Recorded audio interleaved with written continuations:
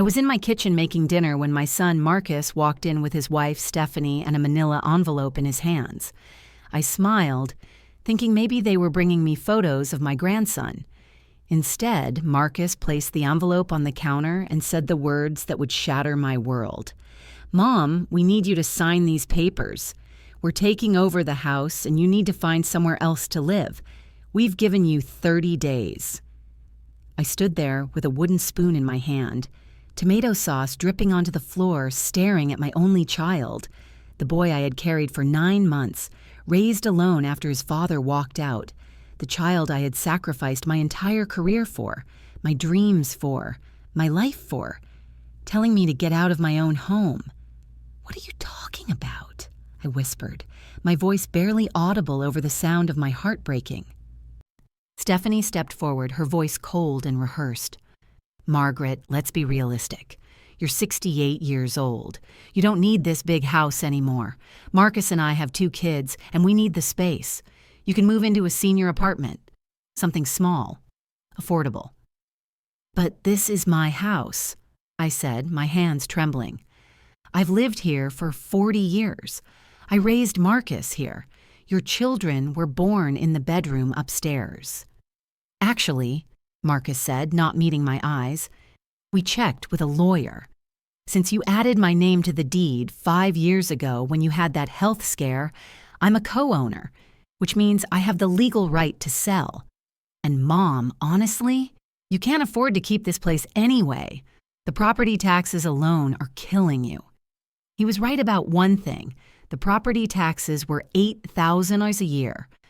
A fortune for a retired woman living on a modest pension. But what he didn't know, what nobody knew, was that this house held a secret that would change everything. But I'm getting ahead of myself. Let me take you back to where this really began, because this story isn't just about the day my son tried to evict me from my own home. It's about 25 years of sacrifice, manipulation, and the moment I finally learned that love without boundaries isn't love at all. It's just exploitation wrapped in the word family. But before I tell you the secret this house holds, do tell me where you are watching from. Like and subscribe to join our family so you will be the first to get notified when I upload a new video daily. 25 years ago, I was Margaret Hayes, a rising marketing executive at a prestigious firm in San Francisco. I was 43 years old, divorced 2 years, and finally building the life I had always wanted. I had just been promoted to senior director with a salary of $120,000 a year. Serious money back in 1998. I had a beautiful apartment overlooking the bay, a career trajectory toward becoming a VP, and for the first time since my divorce, I felt like myself again. Then I got the call that changed everything. "Mrs. Hayes, this is Principal Morrison from Lincoln High School. Your son Marcus has been arrested for drug possession. We need you to come to the police station immediately." Marcus was 17, a senior in high school, living with his father in Portland because the custody agreement gave his father primary custody.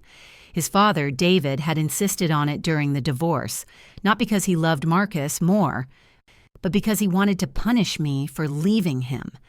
I was on a plane to Portland within 2 hours. When I arrived at the police station, I found Marcus sitting in a cell, his eyes red from crying, looking like the little boy who used to crawl into my bed during thunderstorms. "Mom," he sobbed when he saw me, "I'm so sorry. I'm so sorry." The charges were serious. Possession with intent to distribute. His father had kicked him out, claiming he wouldn't harbor a criminal. Marcus was facing juvenile detention or worse. I did what any mother would do. I hired the best lawyer I could afford, $15,000 in legal fees. I negotiated a plea deal that would keep him out of jail if he agreed to intensive counseling and community service. And then I made the decision that would alter the course of my entire life. I quit my job, left San Francisco, and moved back to Portland to be with my son. "Margaret, think about what you're doing," my boss said when I submitted my resignation. "You're on track to make VP in 2 years. You're throwing away a six-figure career for a 17-year-old who made a bad choice." "He's not just a 17-year-old," I replied. "He's my son, and he needs me." What I didn't realize then was that Marcus wouldn't just need me for a few months. He would need me for the next 25 years. Or rather, he would convince me that he needed me, because there's a difference between genuine need and learned dependency. I moved into a modest house in a Portland suburb, using the money from selling my San Francisco apartment as a down payment. The house cost $180,000. A 3-bedroom ranch with a big backyard and good schools nearby. Though Marcus would graduate high school in a few months. I found a job at a local marketing firm, but it paid $45,000, less than half what I had been making. My career, my trajectory, my dreams, all of it gone. But I told myself it was worth it. I was saving my son. Marcus did complete his community service and counseling. He graduated high school, barely, and then came to me with his next request. "Mom, I want to go to college." I was thrilled. This was exactly what I had hoped for, a fresh start. "That's wonderful, Marcus. Have you looked at schools? Your grades aren't great, but community college would be a good—" "Actually, I want to go to Oregon State. They have a great business program." Oregon State was a 4-year university with tuition of $12,000 a year, plus room and board. Total cost, about $25,000 annually. "Marcus, honey, I don't think we can afford that. I'm making $45,000 a year. After taxes, mortgage, and living expenses, there's not much left. Community college for 2 years. Then transfer. So you're saying you won't help me?" His voice took on that wounded tone that I would come to know so well. Dad was right. You don't really care about my future. The manipulation was subtle but effective. I took out Parent Plus loans. $25,000 the first year, then $27,000 the second year when costs went up.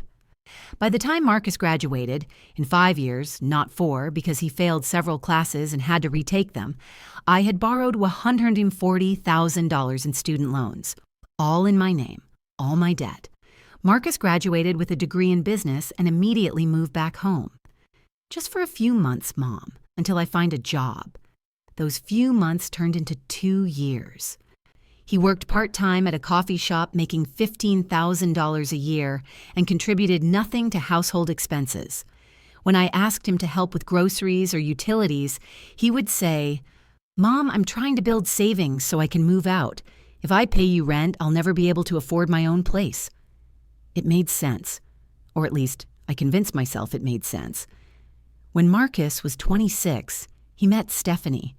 She was a dental hygienist making decent money, and I thought, finally, someone who will encourage him to grow up, to be independent. I was wrong. Stephanie moved into my house within 3 months of dating Marcus. No discussion, no asking permission.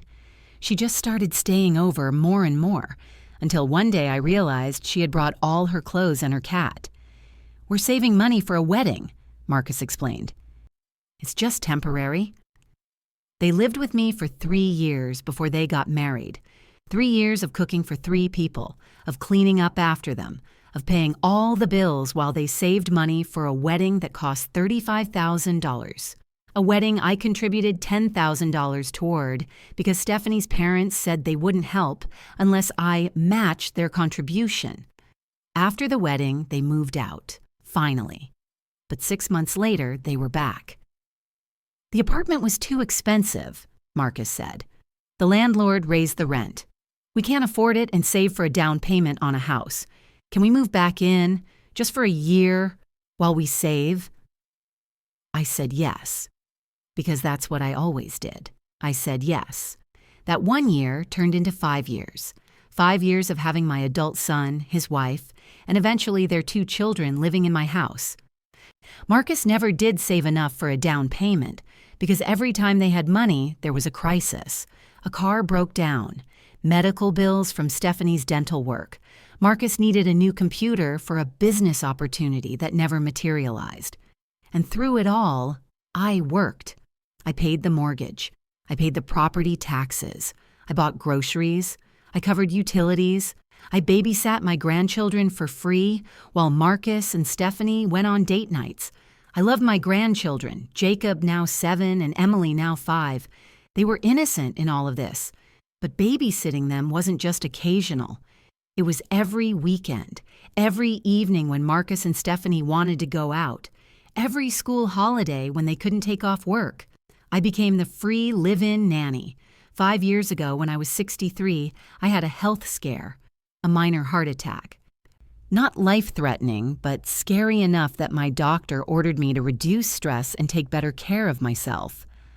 "Mom," Marcus said when I came home from the hospital, "you need to add my name to the house deed, just in case something happens to you. This way, if you have another heart attack, the house won't get stuck in probate. I'll be able to handle everything." It made sense. Or at least, he made it sound like it made sense.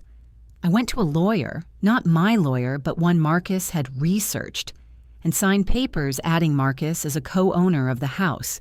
The lawyer explained that this meant Marcus would have equal rights to the property. "Don't worry, Mrs. Hayes," the lawyer said. "Your son just wants to protect you. This is very common for aging parents." Aging parents. I was 63, not 93, but I signed anyway. That was my biggest mistake. For the next 5 years, things continued as they always had. I worked at my marketing job until I retired at 68. My pension was $2,400 a month, not a fortune, but enough to cover my modest needs if I was living alone. But I wasn't living alone. I was supporting 4 people. Marcus had a job as a warehouse supervisor making $50,000 a year. Stephanie made $55,000 as a dental hygienist. Combined income, $105,000. They should have been able to afford their own place, but they claimed they were still saving. Always saving. Never quite enough saved. I paid the mortgage, $1,200 a month. I paid property taxes, $667 a month. I paid utilities, $350 a month.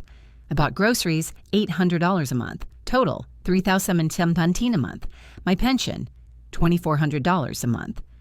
I was going into debt, $617 every single month just to keep a roof over the heads of 2 adults who made 3 times what I made.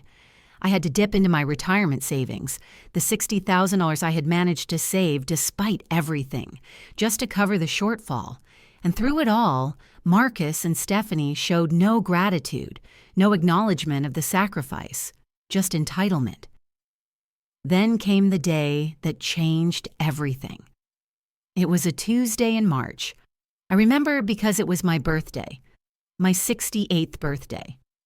I had bought myself a small cake from the grocery store. Nothing fancy, just a chocolate cake from the bakery section, because no one had mentioned my birthday. Not Marcus, not Stephanie, not even my grandchildren, though that wasn't their fault. They were 5 and 7. They didn't keep track of dates. I was making dinner, spaghetti with meat sauce, Marcus's favorite, when he walked in with Stephanie in that manila envelope.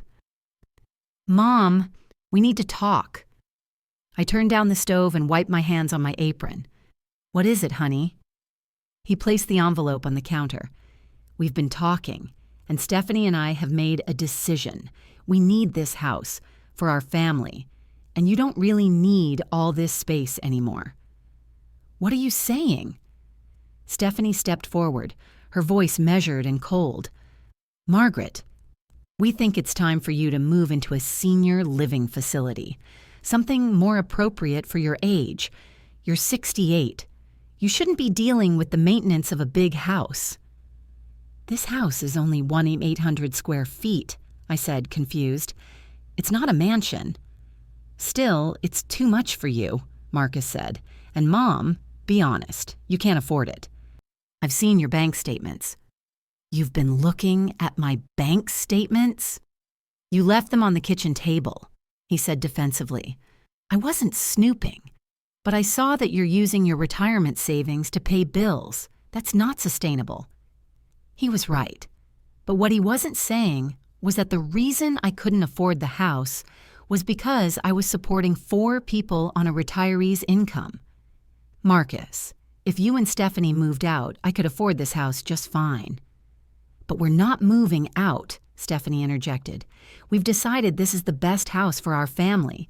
The school district is excellent. The neighborhood is safe. Our children are settled here. Your children? I repeated. You mean my grandchildren, who I've been caring for and supporting since they were born. And we appreciate that, Marcus said in a tone that suggested he didn't appreciate it at all. But Mom, we have to think about what's best for everyone. And honestly, the best thing is for you to move into a smaller, more affordable place. We've already looked into it. There's a senior apartment complex about 20 minutes from here. 1 bedroom, $200 a month. It's perfect for you. $200 a month? I couldn't believe what I was hearing. That's half my pension. How would I live on the remaining $200? You'd budget, Stephanie said simply, like everyone else. I looked at my son, this man I had sacrificed everything for, and saw a stranger. Marcus, I gave up my career for you. I moved from San Francisco. I paid for your college. I took out $140,000 in loans that I'm still paying off. I let you live here rent-free for years.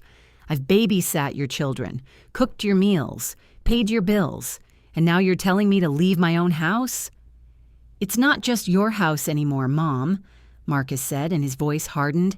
You added my name to the deed, remember? I'm a co-owner, which means I have the legal right to make decisions about this property. Legal right? I felt like I'd been punched in the stomach. You're talking about legal rights? I'm your mother. And I'm trying to do what's best for my family, he shot back. My wife and my kids, they're my priority now. What about me? Am I not your family? Stephanie laughed. Actually laughed. Margaret, don't be dramatic. You'll still see the kids. We're not cutting you off. We're just asking you to move into a place that makes more financial sense. I looked down at the manila envelope. What's in there? Paperwork, Marcus said. We need you to sign over your portion of the house to me completely, and we need you to agree to move out within 30 days. And if I don't sign? Marcus's face darkened. Then we'll have to force a sale. As a co-owner, I have the right to petition the court to sell the property and split the proceeds. But that would be messy and expensive. Lawyers, court fees. It would eat up a lot of the equity. This way is cleaner. This way you get the house and I get nothing? You get $20,000, Stephanie said, as if she were being generous. We calculated the equity in the house. It's worth about $420,000 now. You owe $80,000 on the mortgage. That leaves $340,000 in equity, split 2 ways. That's $170,000 each, but we're offering you $20,000 to walk away cleanly.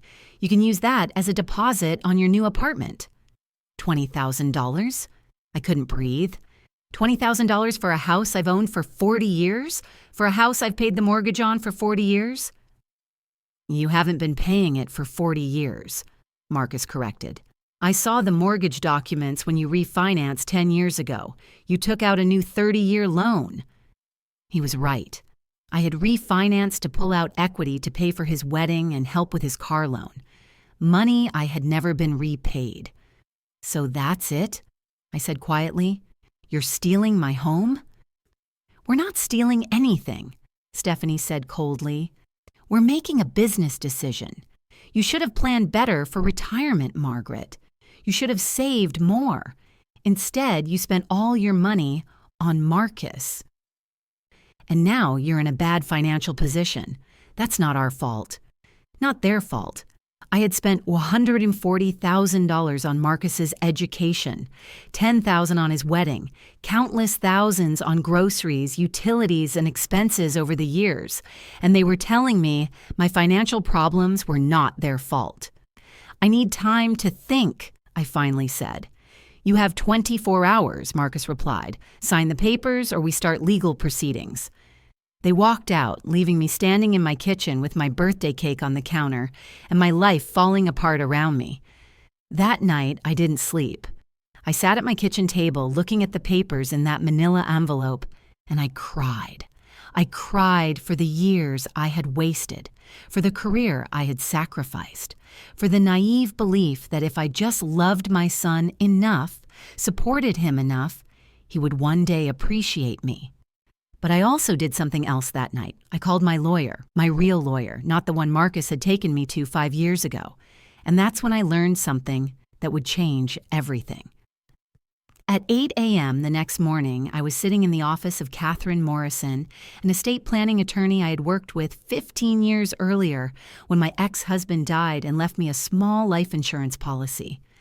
"Catherine, I need your help. My son is trying to force me out of my house."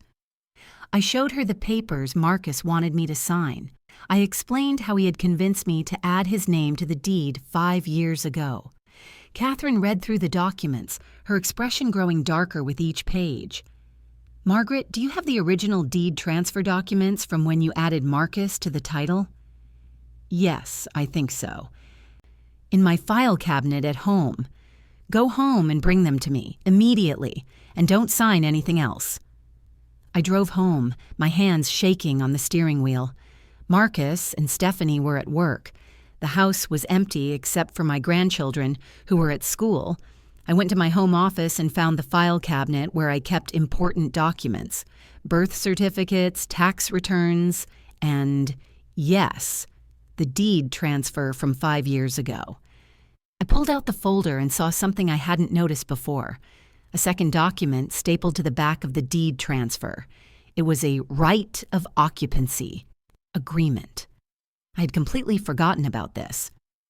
When the lawyer, Marcus's lawyer, had me sign the deed transfer, he had also had me sign this second document. He had explained it quickly.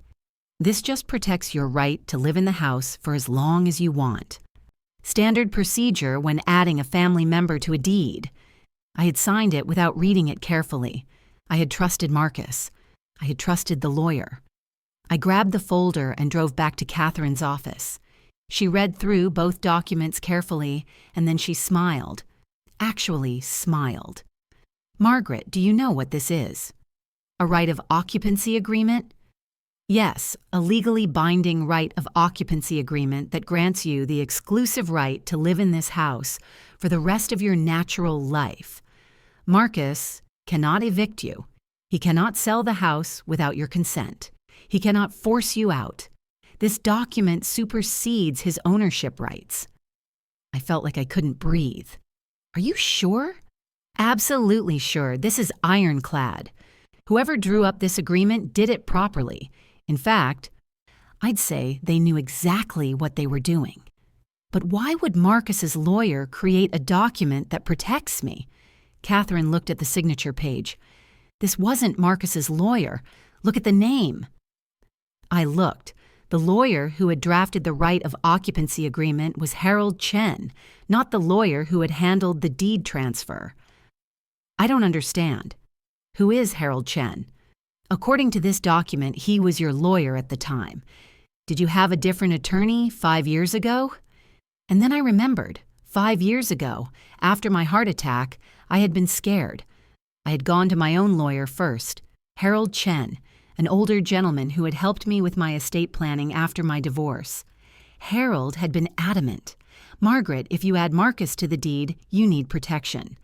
You need a right of occupancy agreement that ensures you cannot be forced out of your own home." He had drafted the document, had me sign it, and had it notarized. He had told me to keep it with the deed transfer. But then Marcus had insisted we use his lawyer to save money. His lawyer had filed the deed transfer but had to attach the right of occupancy agreement because it was already notarized and executed.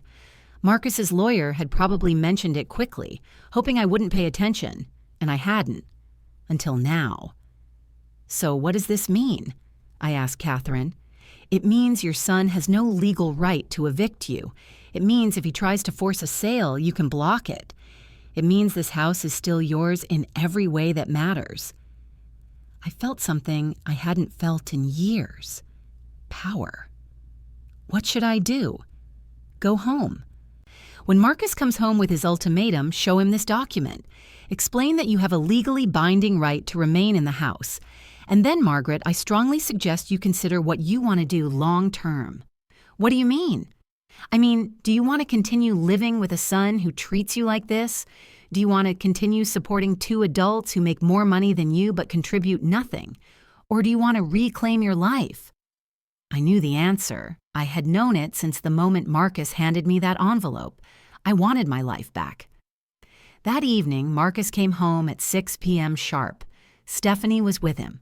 They walked into the kitchen where I was making dinner. Not for them this time, but for myself. A small portion of grilled chicken and vegetables. I had stopped cooking for 4 people. Mom.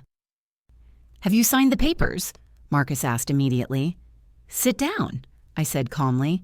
"We need to talk." They exchanged glances but sat at the kitchen table. I placed the right of occupancy agreement in front of them. "Do you know what this is?" Marcus picked it up, frowning. "What is this?" "That is a legally binding agreement that gives me the exclusive right to live in this house for the rest of my life. You cannot evict me. You cannot sell the house without my consent. You cannot force me out." Stephanie grabbed the document from Marcus and read it, her face going pale. "This can't be legal," she said. "It is. I had my attorney verify it this morning. The same attorney who originally drafted it 5 years ago when you convinced me to add your name to the deed. I signed this agreement before the deed transfer was finalized.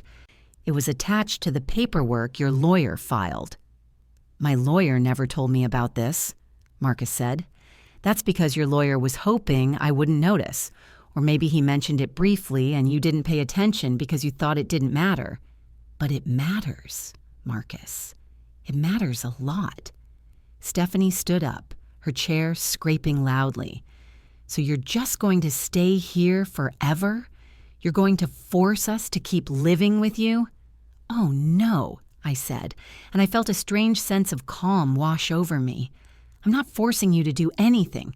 You're free to leave anytime you want." "But this is our home," Marcus shouted. "Our kids are settled here." "This is my home," I corrected. "I have lived here for 40 years. I raised you here. I paid the mortgage here. And yes, your name is on the deed, but that doesn't give you the right to kick me out." "So what do you want?" Stephanie demanded. "You want us to just keep living like this forever?" "No, I want you to move out. I want you to find your own place. I want you to support yourselves like the adults you are." Marcus looked at me like I had slapped him. "Move out? Mom, we can't afford to move out. Rent is too expensive. We'd have to pay $20,500 a month for a place big enough for 4 people. You make $105,000 a year combined," I said. "That's $8,750 a month. After taxes, maybe $6,000. If you paid $20,500 for rent, you'd still have $30,500 for other expenses. That's more than most families have." "But we wouldn't be able to save?" Stephanie protested. "Neither can I. I'm going into debt every month supporting you. I've depleted my retirement savings.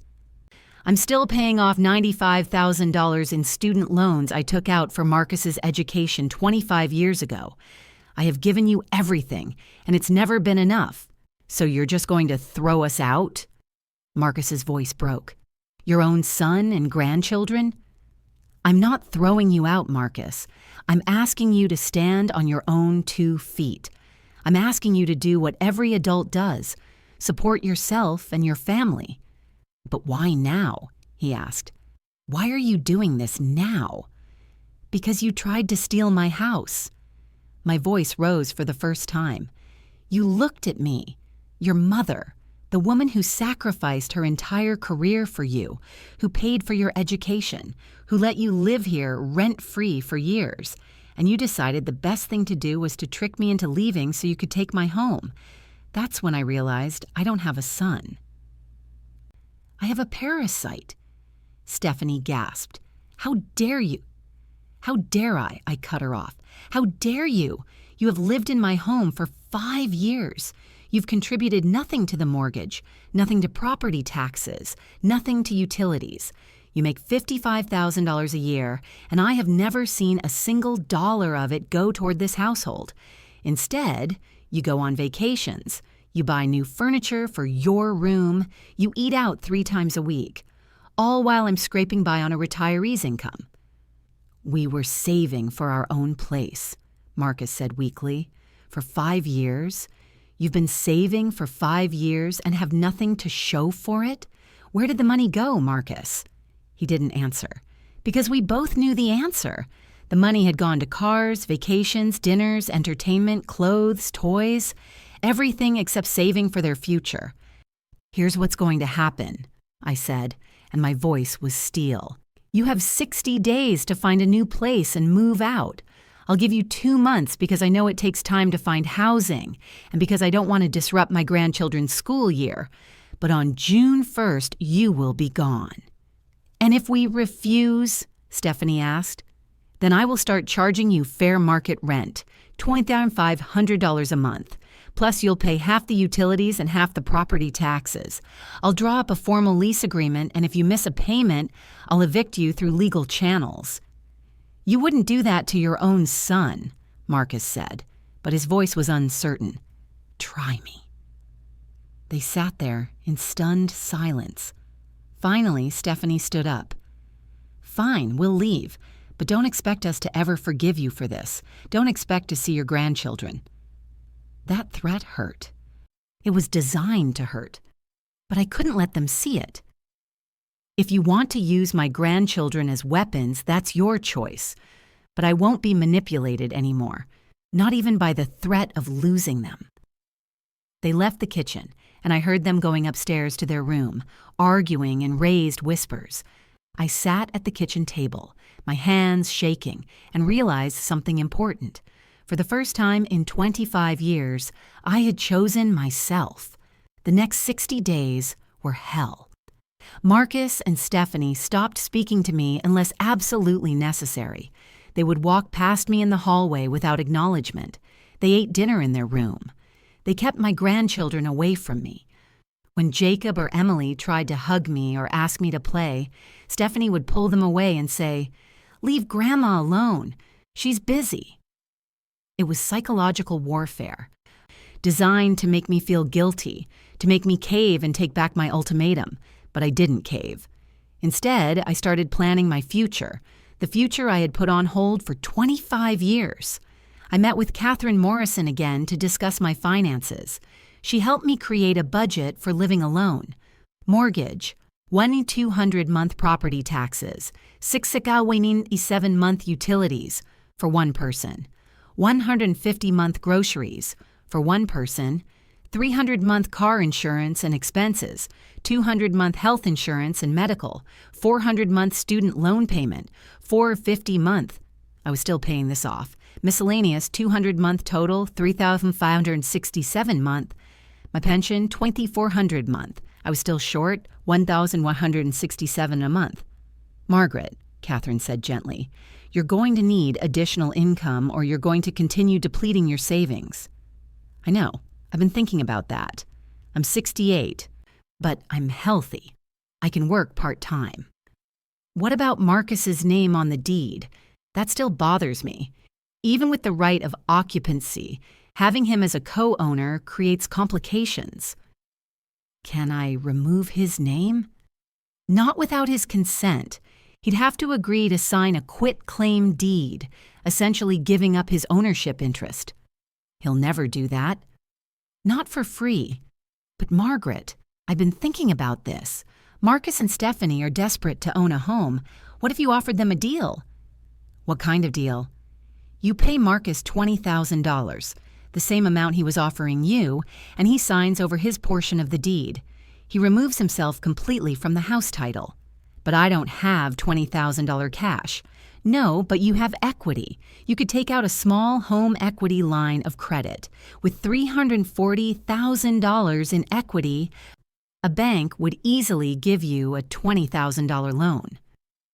It felt wrong to pay my son to give back what should have been mine all along, but it also felt like the only way to be completely free. "Let me think about it," I said. That night, I did something I hadn't done in months. I called my old friend Patricia, a woman I had worked with back in San Francisco before I gave up everything to move to Portland. "Margaret, I haven't heard from you in years. How are you?" I told her everything. The whole story poured out. 25 years of sacrifice, the attempted eviction, the discovery of the right of occupancy agreement, the upcoming battle. Patricia listened in silence. When I finished, she said something I didn't expect. "Come back to San Francisco." "What?" "Come back. The marketing world has changed, but you still have skills. Consulting firms are always looking for experienced strategists. You could make $60, $80 an hour doing freelance work. Work from home, set your own schedule. You're only 68, Margaret. You're not dead. You could have another 20 good years." "Patricia, I can't just leave. I have a house. I have responsibilities. You have a house that's draining you financially and a son who treats you like garbage. Sell it. Take the equity. Move back here. Start over." Start over. At 68. The idea seemed impossible, but also appealing. I spent the next week researching, looking at apartments in San Francisco, looking at freelance consulting opportunities, looking at what my life could be if I wasn't trapped in Portland supporting ungrateful adults. A one-bedroom apartment in a decent San Francisco neighborhood, $2,800 a month. Expensive, but if I was making 60-hour freelancing and working even 20 hours a week, that would be $4,800 a month. After taxes, maybe $3,500. Enough to cover rent and living expenses with money left over. For the first time in 25 years, I had hope. But first, I had to deal with Marcus and Stephanie. 3 weeks into their 60-day notice, Marcus came to me with a proposition. "Mom, Stephanie, and I have been talking. We found a house we want to buy. It's $380,000. We can get a loan, but we need $40,000 for a down payment and closing costs." I stared at him. "And you want me to give you $40,000? Well, you have equity in this house. You could take out a home equity loan, help us with the down payment. Then when you die, this house goes to me anyway. So it's really just an advance on my inheritance." The audacity was breathtaking. "Marcus, 3 weeks ago, you tried to evict me from my own home. You tried to trick me into signing away my house for $20,000, and now you want me to give you $40,000. "I know we handled things badly," he said, and at least he had the grace to look ashamed. "But Mom, we really need this. We found the perfect house. 4 bedrooms, good schools, great neighborhood. But if we don't act fast, someone else will buy it." "Then someone else should buy it. I'm not giving you $40,000. "But you're my mother." "Yes, I am. And for 25 years, I have given you everything. My career, my savings, my retirement, my life. And it's never been enough. Well, I'm done, Marcus. I'm done sacrificing for someone who sees me as nothing more than a bank account." His face hardened. "Fine. Then we're not moving out. Then I'll start charging you rent, $2,500 a month. Due on the 1st. "We can't afford that." "Then you'll figure something out. The same way I've had to figure things out for 25 years while supporting you." He stormed out. That evening, I got a call from my ex-husband, David. We hadn't spoken in 15 years. "Margaret," Marcus called me. "He told me you're kicking him out of your house." "That's not exactly what's happening, but yes, I've asked him to move out." "He's your son, Margaret. You can't just abandon him." "Abandon him? David, where were you when Marcus was arrested at 17? Where were you when he needed help? Oh, right, you kicked him out and told him you wouldn't harbor a criminal.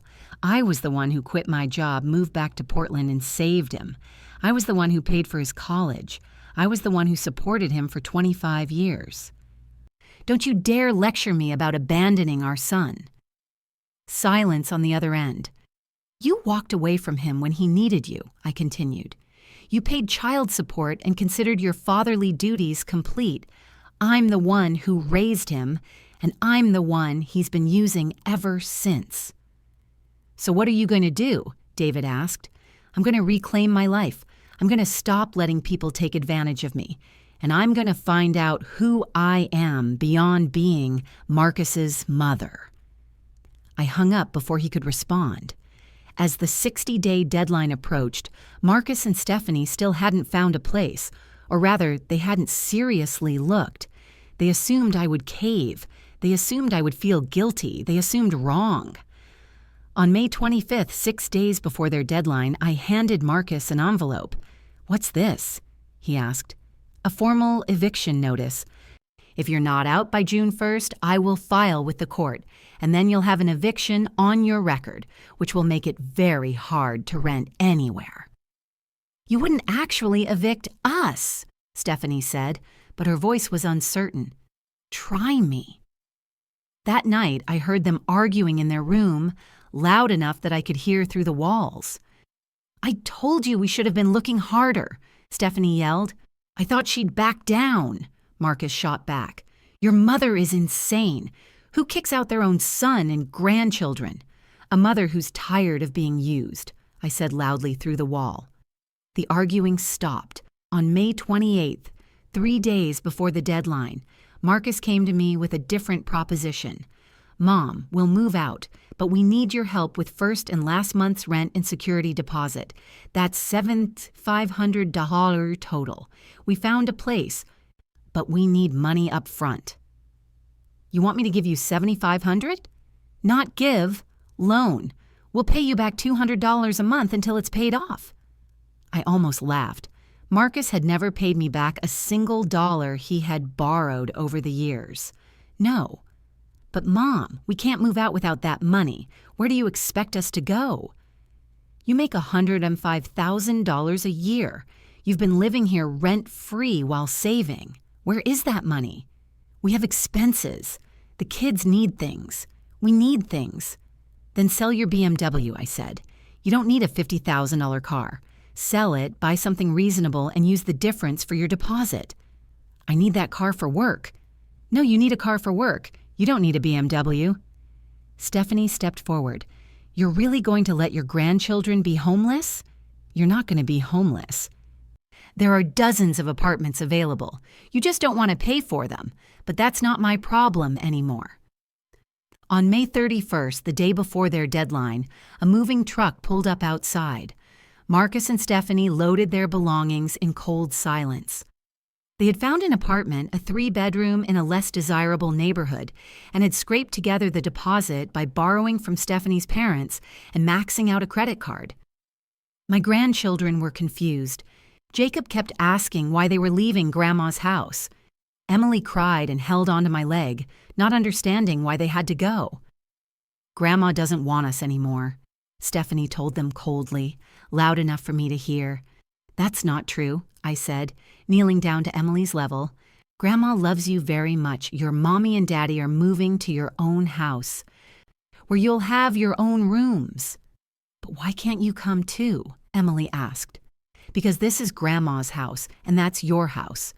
But I'll visit, I promise." Stephanie pulled Emily away. "Let's go. Say goodbye to Grandma." They drove away in 2 cars packed with belongings, following the moving truck. I stood in my driveway, watching them disappear down the street, and I felt relief.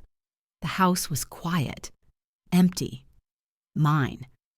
For the first time in 25 years, I was alone, and it felt like freedom. The first week alone was strange. I kept expecting to hear footsteps upstairs, children's voices, Stephanie's complaints. But there was only silence. I walked through the house, really seeing it for the first time in years, the master bedroom that had become Marcus and Stephanie's space, the 2 smaller bedrooms that had been the kids' rooms, all empty now. I hired a cleaning service to deep clean the entire house. They removed the carpet in the bedrooms, stripped the walls of children's stickers and marks, and made everything fresh. Then I did something radical. I put the house on the market. My realtor, Sandra, was surprised. "Margaret, are you sure? This is a seller's market. You'll get top dollar, probably $450,000. But this is your home. Are you ready to leave?" "This house has too many memories," I said. "I need a fresh start." The house sold in 3 days for $455,000. After paying off the remaining $80,000 mortgage and closing costs, I netted $360,000. I called Catherine Morrison. I want to give Marcus $30,000 to sign a quitclaim deed, releasing all his rights to the property and any future claims. Can you draw up the papers? That's generous, considering what he tried to do. I know, but I want this clean. I want him to have no legal tie to me or my assets ever again. Marcus signed the papers without argument. $30,000 was more than he had expected to get. With $330,000 from the house sale, I made decisions that 25 years ago would have seemed impossible. I paid off the remaining $95,000 in student loans, money I had borrowed for Marcus's education. Finally, after 25 years, that debt was gone. I bought a small one-bedroom condo in San Francisco for $280,000. It was in a safe neighborhood, walking distance to shops and restaurants, and had a view of the bay from the balcony. It was 700 square feet, tiny compared to my Portland house, but it was mine. Completely mine. No mortgage. That left me with $25,000 in savings. Not a fortune, but more than I'd had in years. I contacted Patricia and told her I was moving back. She connected me with a marketing consulting firm that needed someone with my experience. They offered me contract work at 75-hour, 15-20 hours per week. At 68 years old, I had a new career, a new home, and a new life. For the first 3 months after I moved to San Francisco, I didn't hear from Marcus at all. No calls, no texts, no emails, nothing. I tried reaching out to see my grandchildren. I sent birthday presents for Jacob. I called to ask about school. Stephanie answered once and told me coldly, "The kids don't need someone in their life who abandoned them." I didn't abandon them. I asked their parents to live independently. Same thing. She hung up. I was hurt. Of course I was hurt. But I also knew this was part of Marcus and Stephanie's manipulation. They were punishing me for setting boundaries. What they didn't realize was that I was thriving. My consulting work was going well. I was making about $5,000 a month, which, combined with my $2,400 pension, gave me $7,400 monthly income. My expenses, condo fees, utilities, food, transportation, were about $3,200. I was saving $4,200 every month. For the first time since I was 43 years old, I had financial stability. I reconnected with old friends from my San Francisco days. I joined a book club. I started taking painting classes. I traveled, just small trips, weekend getaways to Napa Valley, Monterey, Santa Barbara. I was living the retirement I should have had all along. Then, 4 months after I moved, I got a call from an unknown Portland number. Mom. It was Marcus. His voice was strained. Marcus, how are you? Not great, Mom. I need to talk to you about something. My heart sank. Here it comes. Another request for money. What is it? Stephanie left me. She took the kids and moved in with her parents. She said I couldn't provide the lifestyle she wanted. She filed for divorce. I was stunned. Marcus, I'm so sorry. The apartment we were renting, I can't afford it on my own. I'm moving into a studio. It's $100 to $400 a month, and it's all I can afford. I barely have enough for food after rent and child support. Marcus, what do you want from me? There was a long pause. I know I have no right to ask this. I know what I did was terrible. But Mom, I don't know who else to call. Can I borrow $2,000 just to get through this month? I'll pay you back, I swear. Marcus, how much do you make? $50,000 a year, but after taxes and now child support, I take home maybe $2,800 a month. And your rent is $1,400? Yes. That leaves you $1,400 for food, utilities, car, everything else. That's tight, but it's doable. You don't need to borrow money, you need to budget. But Mom, Marcus, for 25 years, I gave you everything. I sacrificed my career, my savings, my life. And when I finally asked you to support yourself, you tried to steal my house. You cut me off from my grandchildren. You told them I abandoned them. And now, 4 months later, when things are hard, you want me to rescue you again? I know I messed up. I know I was a terrible son. But I don't know what else to do. You do what every adult does. You live within your means. You make sacrifices. You figure it out. So you're just going to leave me to struggle? Marcus, you're 42 years old. You should have been figuring it out 20 years ago. I enabled you by always being there to catch you, but I can't do that anymore. Not because I don't love you, but because I do. You need to learn to stand on your own. I can't believe you're doing this to me. I'm not doing anything to you, Marcus. I'm allowing you to experience the natural consequences of your choices. If I keep rescuing you, you'll never learn. He was crying now. I'm sorry, Mom, for everything, for trying to take your house, for treating you like a bank, for taking you for granted. I'm so sorry. I know you are, and I forgive you. But forgiveness doesn't mean I'm going back to the way things were. Can I at least see you? Can I visit? Not right now. I need time, and you need to focus on building your own life.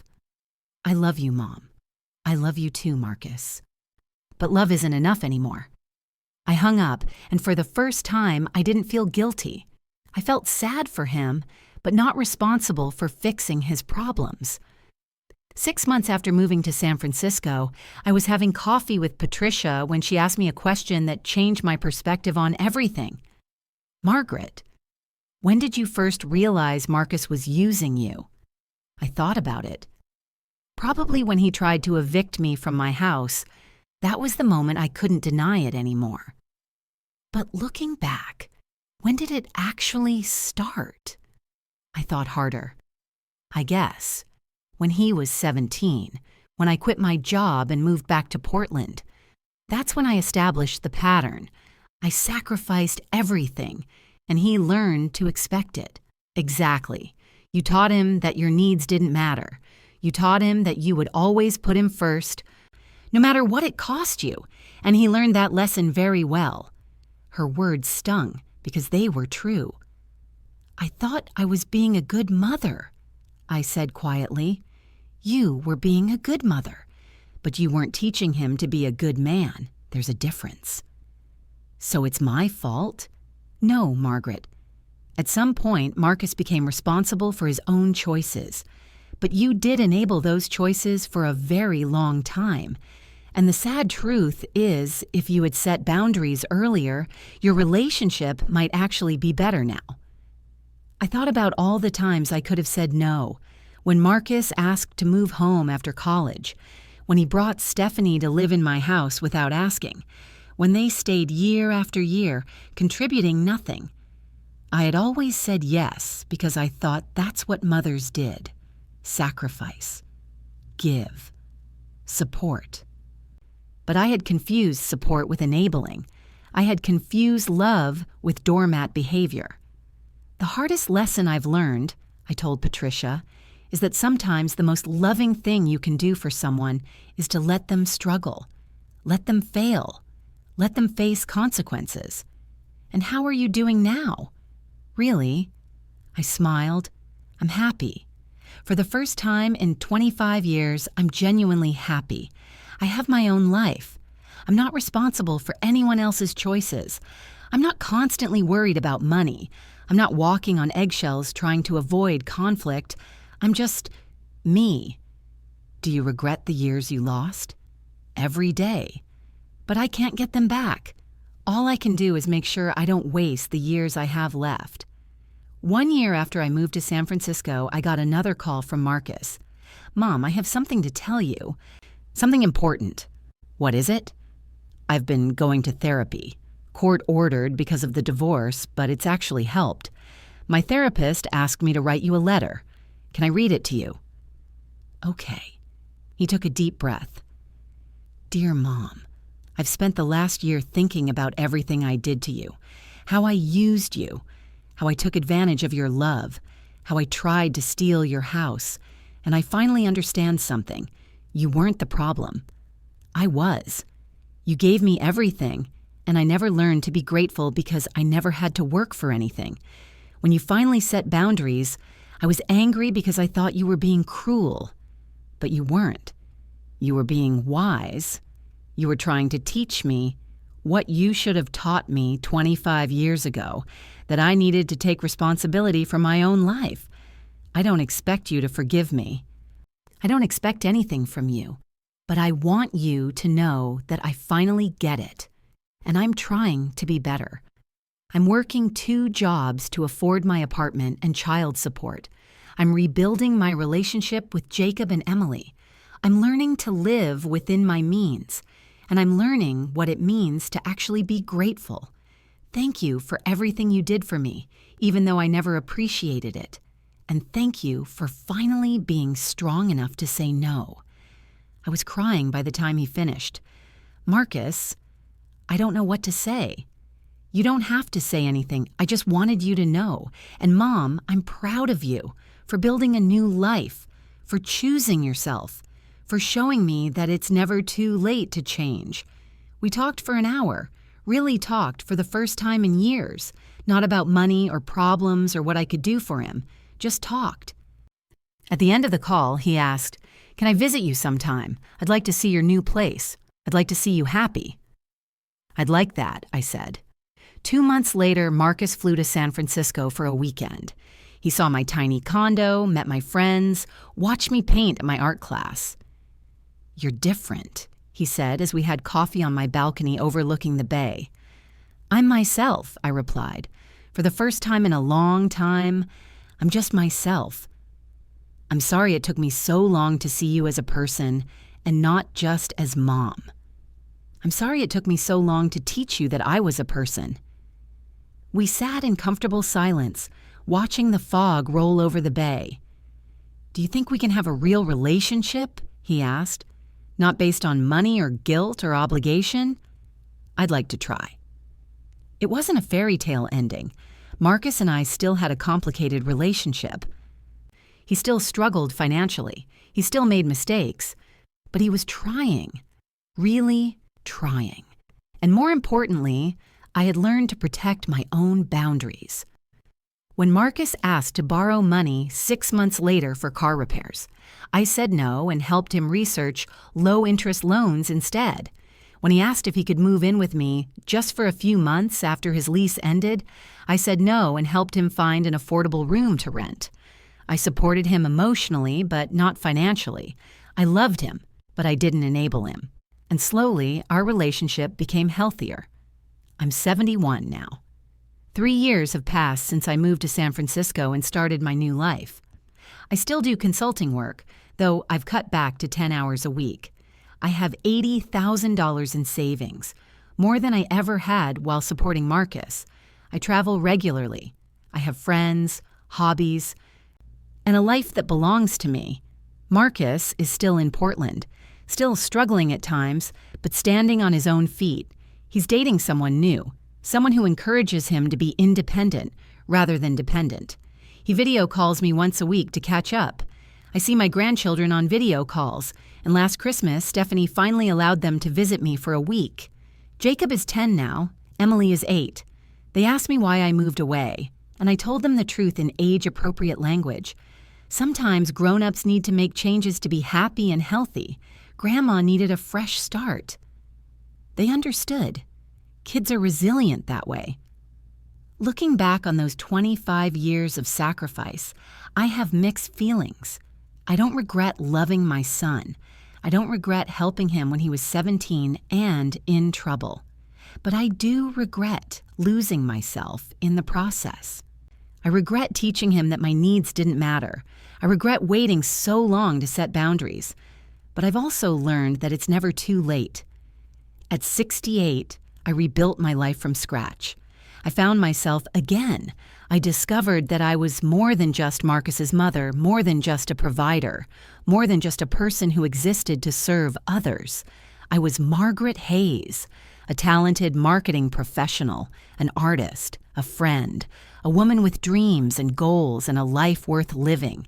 The greatest gift I ever gave my son wasn't the $140,000 in student loans, or the years of free rent, or the countless sacrifices. It was teaching him, finally, belatedly, that he was capable of taking care of himself. And the greatest gift I ever gave myself was learning that it's okay to put yourself first, that self-care isn't selfish, that boundaries aren't cruel, that sometimes the most loving thing you can do is say no. My name is Margaret Hayes. I'm 71 years old. I gave up everything for my ungrateful son, and then he tried to kick me out of my own home. But I fought back. I found a secret weapon I didn't even know I had, and I rebuilt my life from the ground up. If you're reading this and you're in a similar situation, if you have adult children who are using you, taking advantage of you, treating you like an ATM, please know that it's not too late to change. It's not too late to set boundaries. It's not too late to choose yourself. You deserve to have a life that's yours. You deserve to be more than a provider. You deserve to be valued as a person, not just for what you can give. And if your children can't see that, if they punish you for setting boundaries, remember this: you're not abandoning them. You're teaching them to stand on their own. It's the most valuable lesson you could ever give. What would you do in my situation? Would you have let your son take your house? Would you have continued supporting him indefinitely? Or would you have fought back like I did? Share your thoughts in the comments below. I read every single one, and your stories help other people realize they're not alone. If you enjoyed this story and want to hear more real-life accounts of family struggle, sacrifice, and finding strength, please like this video and subscribe to the channel. There are so many more stories waiting for you. Remember, your life matters. Your dreams matter. You matter. Thank you for listening to my story. Until next time, be strong, set boundaries, and never forget your worth.